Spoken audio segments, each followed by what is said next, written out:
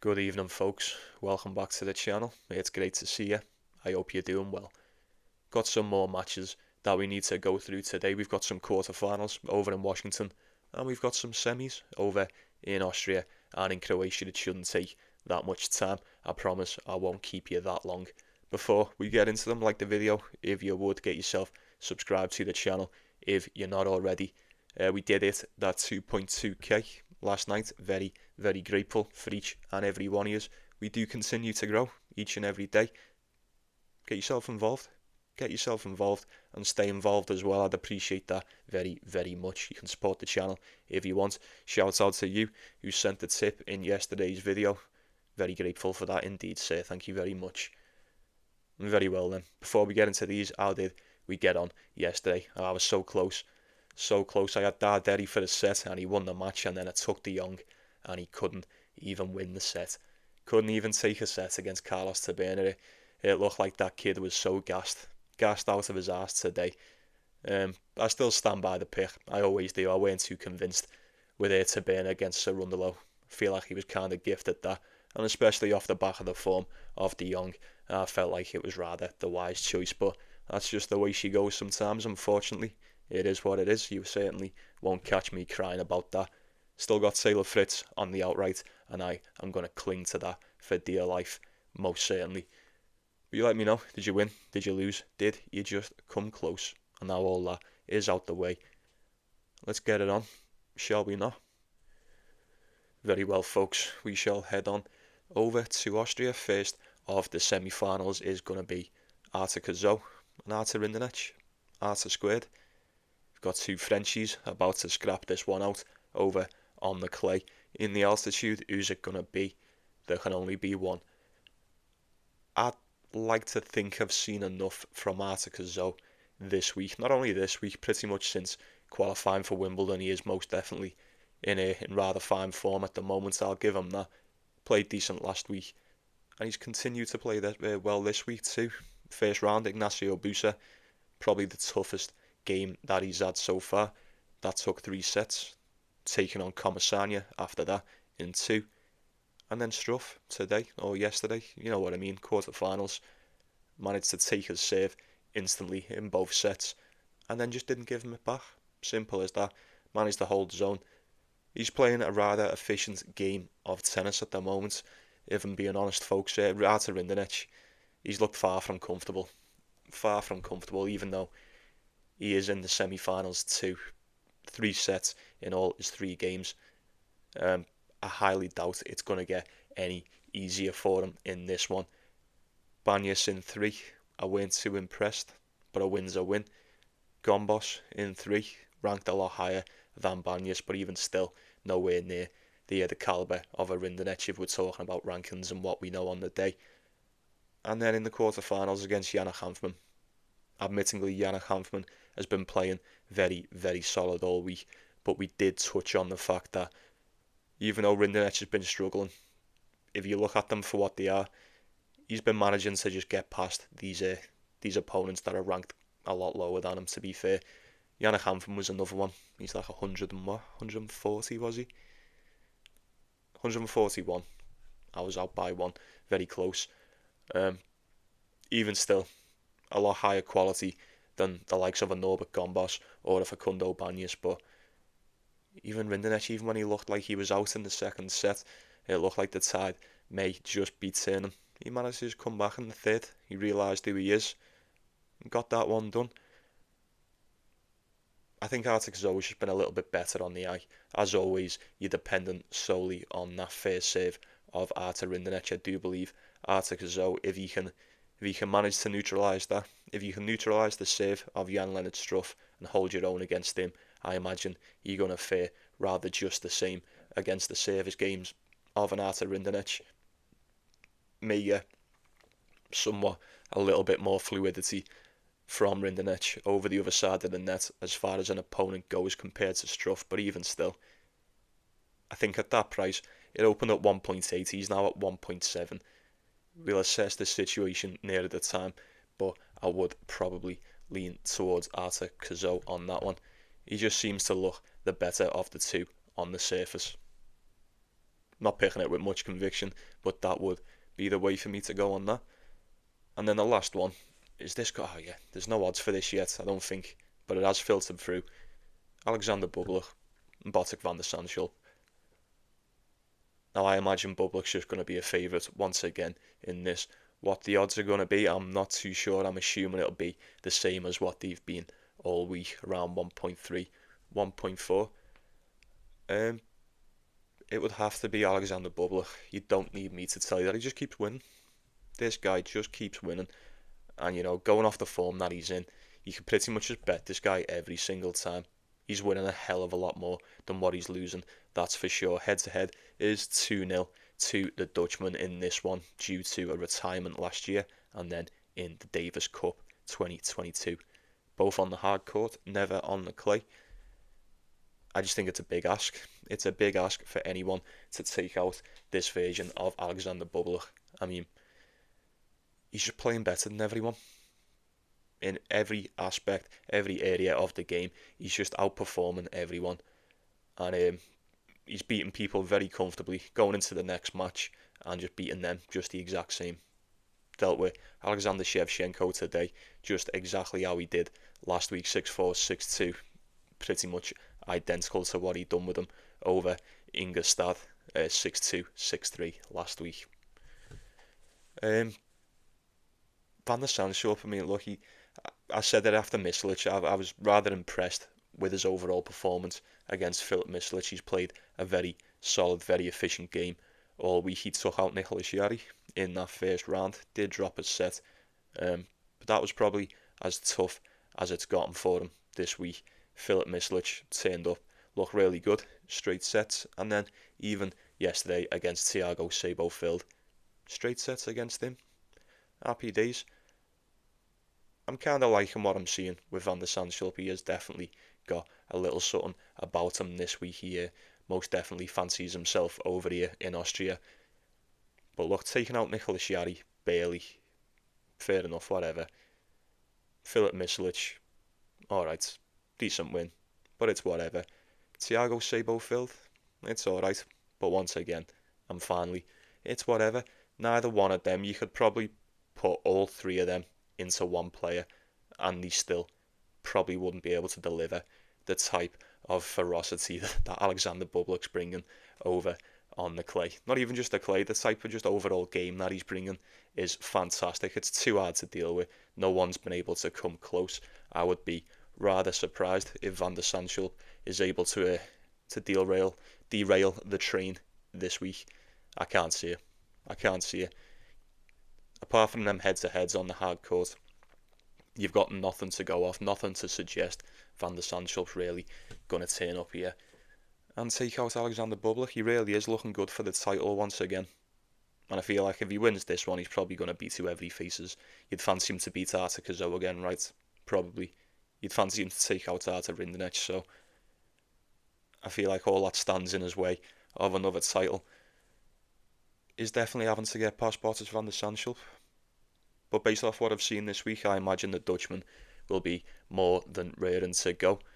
What the odds are going to be, I'm not too sure, so I can't really give a solid prediction on a bet. But it would be Alexander Bublik every day of the week. He just keeps winning. And when you get plays like this, I always say you've just got to ride it until the wheels fall off. So that would be what we would do with that. Very well then. Off over to Croatia, first of the rest of the semi-finals. We've got Ugo Carabelli, Luciano Darderi. So be a decent one. You're getting Darderi around 1.5. I can see around 1.5. That's okay. That's not too bad. These have played each other quite a lot. Rather familiar with each other's game, to say the least. 4-3 is the head-to-head to the Italian. It was 3-1 to Ugo Carabelli, and it now stands at 4-3 to Luciano Darderi. That's right, he's won the last 3 meetings between the two. They've all been on the clay, and the last 3 have all been straight set wins for Luciano Darderi as well. I mean, rather convincing ones too. All of them coming on the Challenger Tour. Big improvements from the pair since then, no doubt. A little bit concerned for Darderi after that first set today. Well, yesterday against Dino. he come out the blocks firing more than game to put on a show and try and take on the informed Italian in front of his home crowd. Just didn't manage to maintain that level throughout the rest of the match. Darderi took over, and once he did, there was not a lot that Dino could do, unfortunately.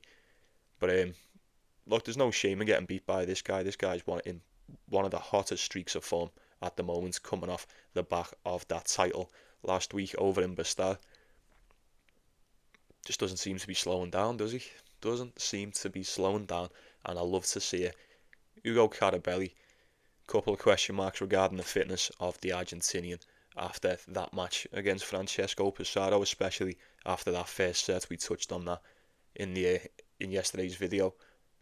But then he got pitted against Lamas Ruiz as a dog, and he ended up taking that one. Okay, Lamas Ruiz pulled out right at the end, but it is what it is. Good stuff from Ugo Carabelli. Will it be enough to take out Luciano Darderi? If history is anything to go off, I mean, the tide has most definitely turned in the meetings between these two. It looked like at one point, especially the start, it was all Ugo Carabelli. And then, especially after last year and the year before, it seems to have most definitely switched over to the side of the Italian. And going off what I've seen the past couple of weeks, I would have to go with him in this one again. Can't go against Luciano. Same as what I said about Alexander Bublik. This guy just keeps winning. He keeps winning. And it looked like today, after dropping that first set, what was it, 6-1? It looked today like today may just be the time. It may just be the time where all their matches caught up to him. But no, Darderi had different plans. He said, not today, get the fuck out of my way. 6-2, 6-3 incoming. I fancy myself another title, thank you very much. I'll be going with him. I'll be trusting in him to get this one done. I can't go against him. Ugo Carabelli's a sleeper though. He is definitely a sleeper. He plays a lot better than what you'd expect him to. He's no joke on the clay. Certainly no joke. But I'd fancy this version of Darderi to get past this version of Ugo Carabelli. I would. I just would. How it's gonna transpire on the day, we will have no idea, but we shall certainly find out. And then the last one, like I said, Demir Juma, Carlos Taberner. Out of the two, I imagine we've just went through the more interesting one of the group. Absolutely, to be fair. Carlos Taberner, I can't believe he beat Jesper de Jong today. I feel like I was just very unlucky. Very unlucky. He looked gassed. He looked like he was blowing out of his arse. Didn't play nowhere near as good. Didn't play half as good as what we've seen over the past week or two. Rather disappointed. But I was watching the match, and automatically he was doing fuck all on the return. Doing absolutely nothing whatsoever. No damage at all on the return games. I kind of accepted rather early on, especially after that first set, and especially when he went a breakdown in the second. There weren't a lot de Jong had left to do in that one. So fair play to Carlos Taberner.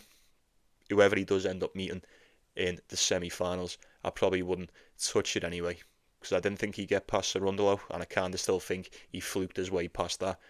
But then de Jong today, I've got no qualms with it whatsoever.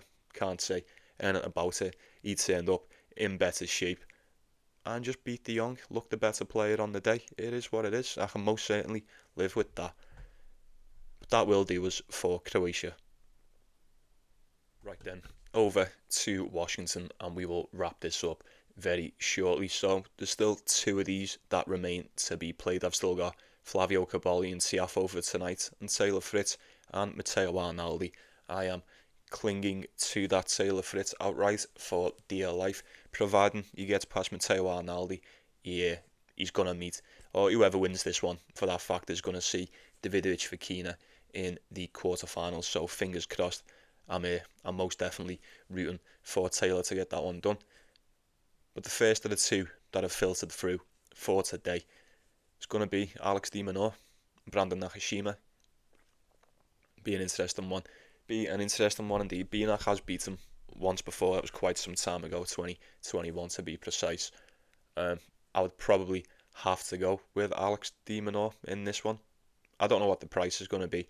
Maybe similar to what they were today against Yuri Lehechka. I don't know. It's just food for thought. But we're at that point though, aren't we? We're at that point, quarterfinals now. He's been playing well. We are most definitely at that point. I start getting a little bit worried for Alex de Minaur. I really do. And I hate to be that guy to say it, but it tends to be the case more often than not.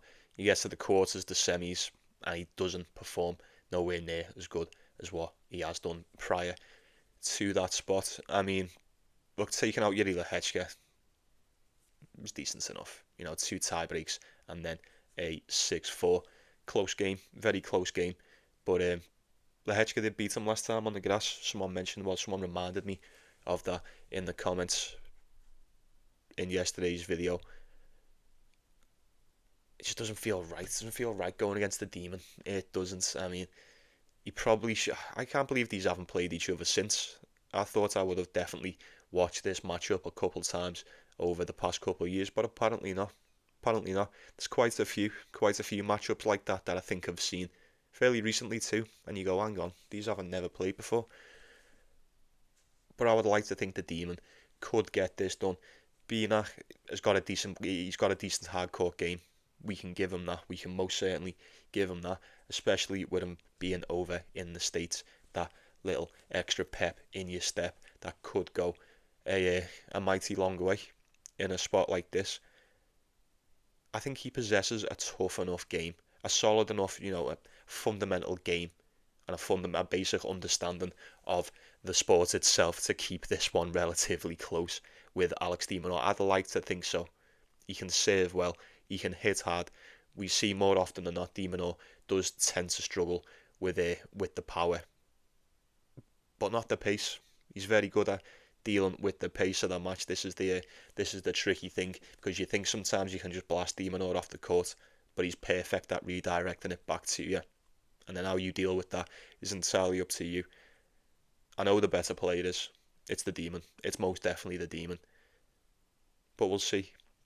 We will most definitely see. Once again, this will be down to you. You'll have to let me know what the number is when it comes out, if you'd be so kind. But I would be siding with Alex de Minaur in that one. I probably wouldn't bet it. Like I say, I don't know how much I trust him once we get really deep into these tournaments. But we'll see. We'll see how he gets on. It's just food for thought, innit? Food for thought. I wish these had filtered through properly. I'd love to see what the price is on that.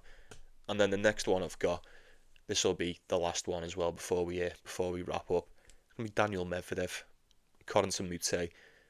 Now these have played each other just once before. That was back in 2021 as well, just like the last one. Over on the grass, that went the way of Daniel Medvedev. And he seems to be playing good. He seems to be playing good over here. Let's be honest. I mean, he got to the final last time he was here, 2019. That's it. It's quite a long time ago. If you look at the Medvedev we've had this season compared to the Medvedev of 2019, 62 wins, 21 losses he finished on that year. Fucking hell, what a season that was. He's now currently sitting on 25 and 14, 11 and 5 on the hard court. If he's going to put in a shift and put in a performance, it's going to be on the hard court surface. You do not need me to tell you that. Bit of a slow start against Ralia Pelka. We more than expected that. Managed to dig deep and pull that one off in the end. 7-5 and then 6-1 is what the sets were that he ended up winning. And then the next match against Wu. Totally expected, was it not? Totally expected. I know Wu's been playing good, but he ain't been playing Medvedev level, let's be honest. 6-3, 6-2 to Daniel Medvedev in that. And now he comes up against Corentin Moutet. And if I had to hazard a guess at this one, I'd say the odds would be fairly similar of what they've been all week, around 1.3. That seems to be a Medvedev price done, a very generous Medvedev price, depending on what your bookie is as well. But let's just assume it's that. Would you feel comfortable taking the points, or taking the games rather, with Corentin Moutet? He's been really good. He's been really good, man. You've got to give him that. Say he weren't even supposed to be here. For someone who didn't even qualify for Washington, he's playing some of the best tennis out of the lot of them. Out of the lot. And last time he was here, 2023, he didn't even get out of the first round. Significant improvements. Alexander Muller bageled him, and then 6-1 in the second. And then Dan Evans. We know how good Dan Evans has played this week. He usually plays well in this tournament. Not against Corentin Moutet. 6-2 and then a tie break. Sound. Sound sweet as a nut, easy as you like. No sweat whatsoever. But he has got one hell of a task on his hands, getting past Daniil Medvedev. My honest opinion, like it's easy to say Daniil Medvedev should be winning these matches. I'd like to assume he could win pretty much this title, at least get himself to a final anyway. I don't see why not. We know how good Moutet's been all season, especially the past couple of months. He's been flying. And like I say, maybe that match in qualifying was just a little bit of a blip, and he's come into this now, and he's showing no mercy. No mercy. Cobra Kai tennis. He could definitely frustrate Daniil Medvedev, and we all know what happens when Daniil Medvedev begins to get in his own head. It tends to go fucking pear-shaped for him, doesn't it? Now, I'm not saying that's going to happen. It's kind of just going out on a limb and trying to assume that will be the case, but I think Moutet possesses more than enough within the game to keep it close, maybe even take a set. I think he could turn up and beat him. That would be quite an upset. I don't know. Kind of difficult to go against Medvedev over on these quick courts in the States. He has looked good, and he looked great against Wu, although I imagine Moutet will be a hell of a lot difficult than Yibing Wu. They kind of cancel each other out as well if you're looking at it for what it is. I mean, Daniil Medvedev seems to be doing the majority of the damage on that first serve. According to Moutet, it's a bit more spread out. He's been a lot more efficient on that second serve, though, I will say that. Depending on what the price is, maybe have a little look at Moutet on the games. I'm guessing, but let's just say 3.5. Let's say 3.5. Surely it's not going to be more than 3.5. If it's 4.5 games, I may be very, very tempted indeed. But you pick your poison. I imagine you're sitting there going, yeah, Medvedev probably wins this one. Probably wins it. But like I said, see what the number is when it drops. See what that price is. And then the price on Moutet may be too good to turn down. Especially the way he's playing. You wouldn't put it past him to turn up here and upset the apple cart. Absolutely not. So, look, like I said, the start. So the other two, it's either going to be Taylor Fritz or Matteo Arnaldi coming up against Davidovich Fokina in the next round. And then Ben Shelton should be Gabe Diallo too. So I take it he will be taking on either Flavio Cobolli or Big Foe. Interesting. Very interesting indeed. Still in a good spot with Taylor Fritz. I don't know what I'm going to go for today. I feel like I'm in a perfect spot, a perfect position to just sit on this outright today. We'll see what the day brings. But as always, folks, I appreciate you watching. You all mean a lot to me. We did get to that 2.2k subs. I shall mention it once again. Very, very grateful indeed. Very grateful. Thanks for watching. Continue to get involved if you'd be so kind. And alright then, I'll be saying good night to you. Folks. You take it easy. You take care of yourselves. You take care of one another. Most importantly, like and subscribe before you go. You have yourself a good night, yeah? Best of luck to you. Best of luck to each and every one of you. With your bets, let me know what you're going for. If I'm going for anything, you know where it'll be. And you know what to do. Take it easy. See you in a bit. Enjoy the matches today. See you all tomorrow.